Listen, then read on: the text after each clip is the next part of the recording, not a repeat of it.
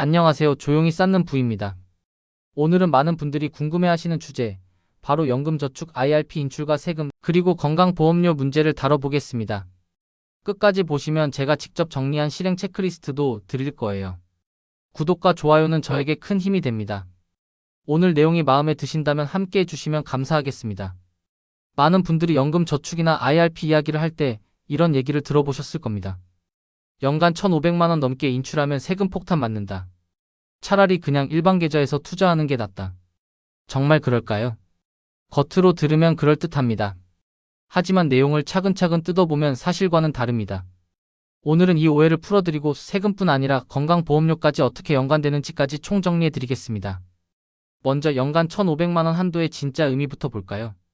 연금저축이나 IRP에서 인출하는 연금소득은 일정 금액까지 저율로 분리과세가 됩니다. 그 금액이 바로 연간 1,500만 원이에요.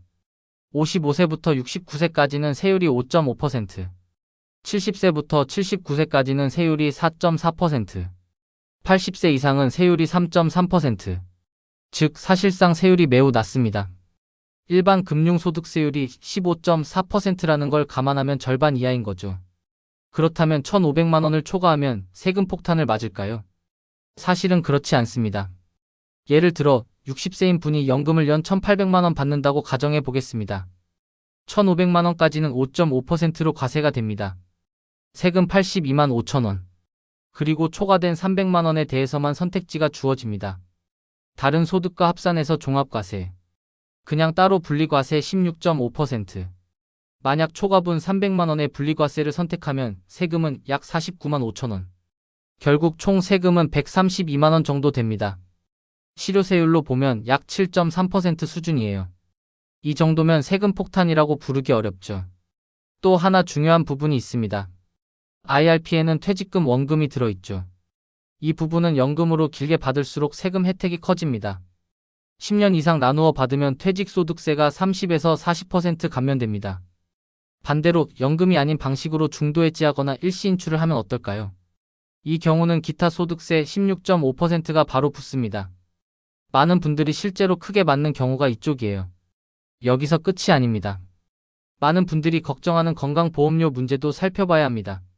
먼저 사적연금부터 볼게요. 현재 기준으로는 연금소득에 건강보험료가 거의 부과되지 않습니다. 국민건강보험공단의 실무 적용이 그렇게 되고 있어요. 다만 법령상으로는 부과 가능성이 열려 있습니다. 감사원이나 국회 차원에서 제도 개선 논의가 몇 차례 있었기 때문에 향후 제도 변경 가능성은 언제든지 있습니다. 그럼 공적연금은 어떨까요? 이건 확실히 소득으로 잡혀서 건강보험료 산정에 반영됩니다. 그래서 국민연금 수령액이 커질수록 건보료 부담도 늘어나죠. 여기서 또 중요한 게 바로 피부양자 요건입니다. 연소득이 2천만 원을 넘으면 피부양자 자격을 잃고 지역가입자로 전환됩니다. 이때 공적 사적 연금소득 모두 합산 대상이에요. 흔히 근로연금소득의 30%만 반영된다라는 말 들어보셨을 겁니다. 하지만 이건 지역가입자 건보료를 계산할 때 쓰이는 규칙일 뿐 피부양자 자격 판정에는 적용되지 않습니다. 즉 피부양자 자격 유지는 생각보다 더 까다롭습니다.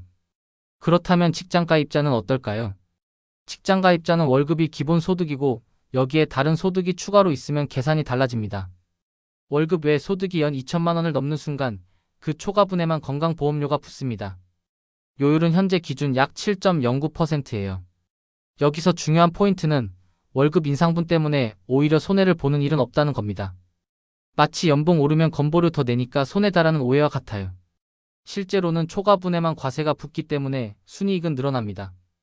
연금 인출도 똑같습니다. 1,500만 원을 초과한다고 해서 전체 금액이 다 무거운 세율을 적용받는 건 아닙니다. 초과분에만 달라지는 거죠. 자, 이제 정리를 한번 해볼까요? 여기서부터는 제가 정리한 실행 체크리스트입니다. 적립 단계, 연금저축과 IRP 합산해서 연 900만 원 세액공제 한도를 채우는 게 우선. 인출 단계, 연 1,500만 원까지는 저율 분리과세, 초과분은 종합과세와 16.5% 분리과세 중 선택. 건보료 관리, 현행 기준 사적연금은 큰 영향 없음. 다만 피부양자 직장가입자 소득 2천만 원 초과 트리거는 반드시 관리. 배우자 분산 전략, 부부 각각 1,500만 원씩 나누어 수령하면 훨씬 유리. 결론적으로 지금은 현행 제도를 최대한 활용하는 것이 가장 현명합니다. 사적 연금은 세금 폭탄이 아니라 오히려 가장 확실한 절세 계좌예요. 물론 앞으로 제도가 바뀔 수는 있습니다. 그럴 때는 그때 맞춰 대응하면 됩니다. 마치 세금이 오른다고 연봉 인상을 포기하지 않는 것처럼 연금도 마찬가지입니다. 오해에 흔들릴 필요가 없습니다. 마지막으로 정리해 드리겠습니다. 연금저축 IRP 인출 1,500만 원, 전체가 아니라 초과분만 다르게 과세된다. 세율은 생각보다 낮고 오히려 절세 효과가 크다. 건강보험료는 현행 기준 큰 영향이 없지만 2천만 원 규칙은 꼭 관리해야 한다. 부부 분산 수령 전략을 활용하면 세금과 건보료 모두 효율적으로 관리할 수 있다. 조용히 쌓는 부 마음이 편안해지는 투자 이야기. 이 영상이 도움이 되셨다면 구독과 좋아요로 함께 해주세요. 여러분의 투자 여정에 작은 힘이 되겠습니다. 오늘 내용은 정보 전달을 위한 일반적인 내용입니다. 세금 건보료 규정은 개인 상황과 시점에 따라 달라질 수 있습니다. 오늘도 조용히 쌓는 부와 함께 해주셔서 고맙습니다.